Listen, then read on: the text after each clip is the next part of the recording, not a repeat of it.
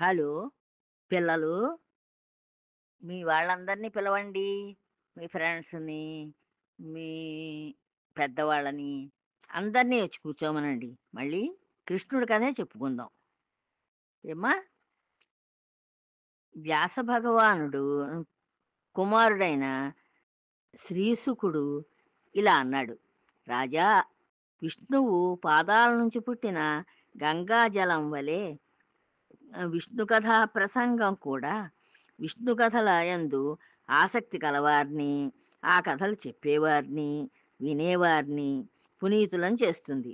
పరీక్షణ్ రాజా వివరంగా చెబుతాను విను.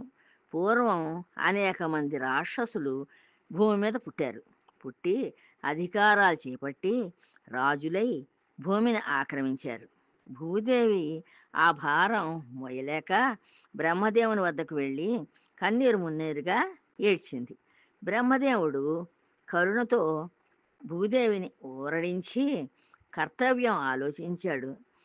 భూదేవిని, దేవతలను వెంటబెట్టుకుని విష్ణులోకానికి వెళ్ళాడు. వెళ్ళి వెళ్ళి పురుషో సూక్తం పఠించి అద్భుతమైన సమాధి స్థితిలో ప్రవేశించాడు. ఆ ధ్యానంలో ఆ బ్రహ్మదేవుడికి ఒక మాట వినిపించింది. అది విని బ్రహ్మదేవుడు చాలా సంతోషపడ్డాడు. అప్పుడు ఇలా హ్మ్, మీ మిగిలిన దేవతలకి వాళ్ళకి చెప్పాడు. భూదేవి, దేవతలారా, నేను విన్న మాట వివరిస్తాను వినండి. దేవతలైన మీరందరూ మీ మీ అంశాలతోటి యాదవ కులంలో భూమిపై జన్మించండి. లక్ష్మీపతి అయిన విష్ణువు ఆదరంతో వసుదేవునికి పుత్రుడిగా జన్మించి భూభారాన్ని మొత్తం తొలగిస్తాడు. అప్పుడు అప్సరసలు ఆహ్, ఈ భూమిపై సుందరమూర్తులైన లై విష్ణువును పూజించడానికి పుట్టవలసింది. పుట్ట పుట్టండి అని చెప్పాడు. విష్ణువు విష్ణువు ప్రీతి కోసం ఆదిశేషుడు హరికళతో హరి కళతో విష్ణుని అన్నగారుగా పుడతాడు. ఈ ప్రపంచమంతా ఏ మాయ చేత మోహం చెందుతూ ఉంటోందో, ఆ యోగమాయ విష్ణువు ఆజ్ఞ చేత తన అంశతో కార్యనిర్వహణ కోసం భూమి మీద జన్మిస్తుంది. ఈ విధంగా దేవతలకు చెప్పి వారిని అంగీకరింపజేసి భూదేవిని ఓదార్చి బ్రహ్మదేవుడు తన లోకానికి వెళ్ళిపోయాడు. భూ భూలోకంలో యాదవ వంశంలో పుట్టిన సూరసేనుడనే రాజు మధురాపురాన్ని రాజధానిగా చేసుకుని మధురకు సూరసేనమునకు సంబంధించిన దేశాలు అన్నీ పరిపాలిస్తూ ఉండేవాడు. ఏ మధురా నగరంలో శ్రీమన్నారాయణుడు విలాసంగా విహరించాడో ఆ మధురా నగరం పూర్వ పూర్వకాలంలో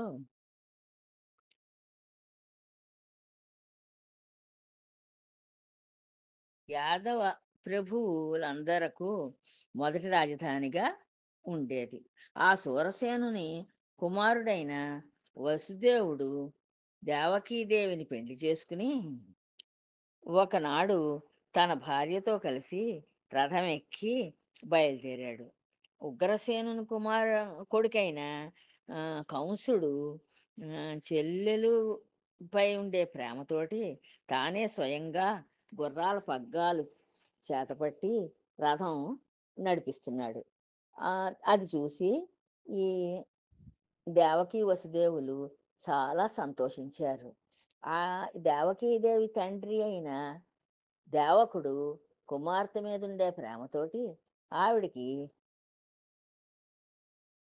ఆవిడకి అరణం అరణం అంటే ఆవిడకి ఇచ్చే బహుమతులన్నమాట. ఇచ్చి కూడా పంపించేవి. అరణం ఇవ్వాలని అనుకున్నాడు. ఆహ్, అనుకున్నాడు.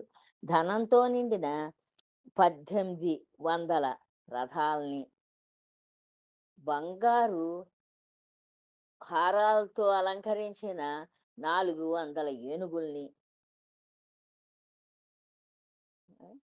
ఆహ్, ధనంతో నిండిన 10,000 ఆహ్, బం 10,000 గుర్రాల్ని, విలాసవతులైన 200 మంది దాసీజనాన్ని ఆవిడకి అరణంగా ఇచ్చి ఆవిడని సాగనంపాడు.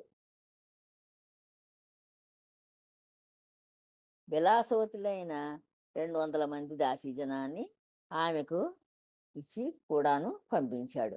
కొత్త దంపతులు దేవకీ వసుదేవులు రథంలో కూర్చుండి రాచబాటలో హాయిగా బయలుదేరి వెళ్తున్నారు.